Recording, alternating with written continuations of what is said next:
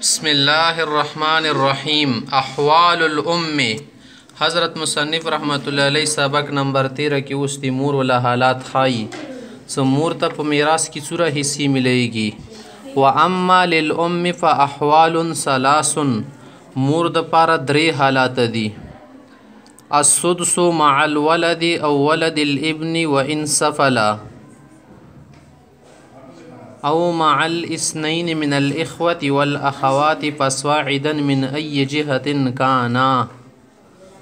مور درې حالات. اول نمبر د شپږم صابر کوي. مور ته دا کله ورکول شي یو سړی مړ شولو د هغه ولا مورا پوتې ده. مور سره سره د هغه سړي زوای ده، اندشی ته یا لمسای ده یا کړسای ده یا شو په خویاندو ورونو کې چوګا او څه طرفو یا داسې خویندې ورونو صرف مور کې شریک وي یا داسې خویندې ورونه پلور کې شریک وي یا داسې خویندې ورونو څه هغه مور پلور دواړو کې شریکې وي. نه داسې حالات کې دو ته شپږمه حصه ورکول شي مور ته. الون د مې یې تیر کړی شه سرجي کې کوه ګورئ مې یې تیر کړی مسالې بنې چې لیکلي یا که نه څه مسله د شپږو نه جوړږي. لاندې لیکلي د یوه ترې نه مور پوتې ده بیا ای بنې لیکلی زوای ترې نه پوتې. نو کله مساله د شپږو نه جوړه شي په شپږو کې شپږمه حصه دا سدس شولو. دا مو مور ته یې کړله پنځه پوتې شوې، پنځه زوی ته میلیږي ځکه دا عصبه ده. بیا بله مساله یې در کړې ده مور ونه پوتې مړه شوه ده زید نومیږي مثلا. بیا ابن الابن المسای پوتې ده. داسې حالات کې مسله د شپږو نه جوړه شو شپږو کې شپږمه حصه څه کومه دا د سدس یل شي پنځه نه پوتې شي یا به زوی ته میلو شي. نه د کومه شپږمه حصه دي ته ورکول شي دا په کوم حالت کې ورکول شي څه کله د مړي ولا زوای یا المسای یا خویندې ورونو کې چوک پوتې وي. قرآن کریم کې هم د دې ولا ذکر شته. اعوذ بالله من الشیطان الرجیم حاشیه کې ورکړه ده ولأبویه لكل واحد منهما السدس مما ترك ان كان له ولد. که بچای وي نو بچای لفظ ولد مذکر مؤنث دواړو ته شامل ده بیا دته شپږمه حصه ورکول شي. یا همدا شی ته ورونه یې خویندې وي که نه کوم طرفه یې مور طرف یې که پلور یې که دواړو طرفه هغه کې ورته چې ورکول شي شپږمه ورکول شي. هغه قرآن کریم کې شته وګورئ حاشیې کې اعوذ بالله من الشیطان الرجیم فإن كان له إخوة فلأمه السدس. که ورونه یې وي نو دې حالات کې به ورته شپږمه حصه میلیږي. یو حالات بیان شو. دویم نمبر حالات ته وثلث الکل.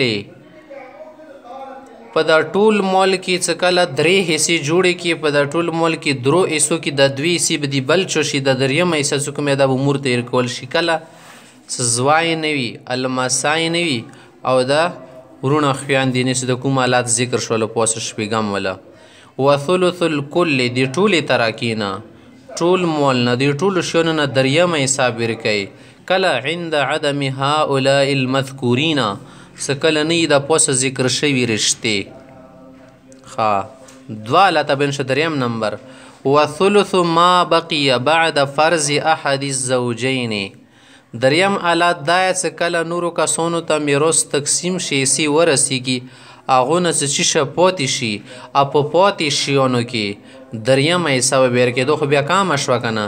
اوله کې ټول مال کې ورته درېیمه ورکول شي دې کې څه کوم فضایل الفروض نه پاتې شي ما کې درېیمه ورکول شي دې تیل شي ثلث ما بقیه. دا کله ورکول شي څه کله یو سړی مړ شو ښځه یا پاتې وه او مور یا پاتې وه. داسې حالات کې به مور ته ثلث ما بقیه ورکول شي. یا ښځه مړه وه خاوند یې پاتې و او مور یې پاتې وه بیا دا دوه مسلو کې تخای د زیشتو ده.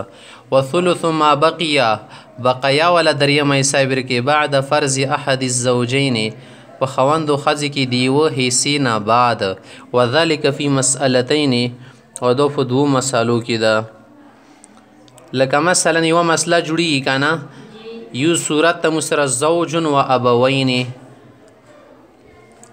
یو کس مړ ده یا ښځه مړه ده مثلا زوج ده ښځې خاوند دواړو ته ایل شي که نه دا لفظ و ابوین بر مور فلور دي. داسې حالت کې څه کوي اوس د خیلون د حاشیې منځ وګورئ تاسو ته تېر کړي ده دا مسله مې یې تېر کړی کسې که نه بیا په اوسه مسلې باندې چې لیکلي دي مسله شپږو نه جوړېږي.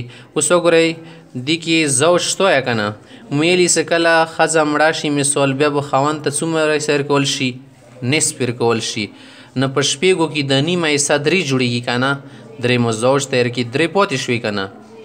درو کې د یوه حصه بچو تیر کوو، مور تیر کوو، د 2 حصې بچو تیر کوو، پلور تیر کوو. دا د جمهور صحابه فقهاو څه ده؟ مذهب ده. بله مسله یې لاندې ته تیر کړي اندې لاندې وګورئ حاشیې کې میت شوه ده کسې که نه، خوان مړ ده ونه زوجه پاتې ده، بله ونه مور پاتې، بله ونه پلار پاتې. صحیح ده؟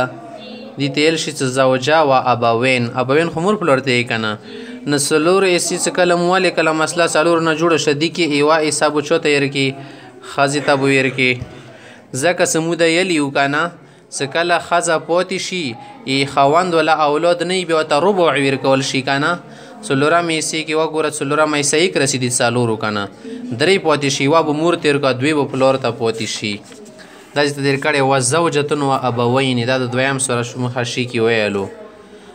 ولو کان مکان الاب جد، که بیا داسې حالات شولو څه د پلار په ځای باندې نیکه و، لکه په څه مسلې کې پلار دېر کړی و که نه، پلار په ځای باندې نیکه و، بیا به څه کوي؟ فللام ثلث جمیع المال. ایمو مذهب کې د نورو علما یې څه نه، ټول مال ولا درېیمه ورکوي، خو الا عند ابي یوسف رحمه الله فإن لها ثلث الباقي. امام یوسف صاحب دی څه نه، پلار او نیکه یو شون دی. صحیح ده؟ په داسې حالات کې دې ته د بقایا مال ولا درېیمه حصه ورکول شي.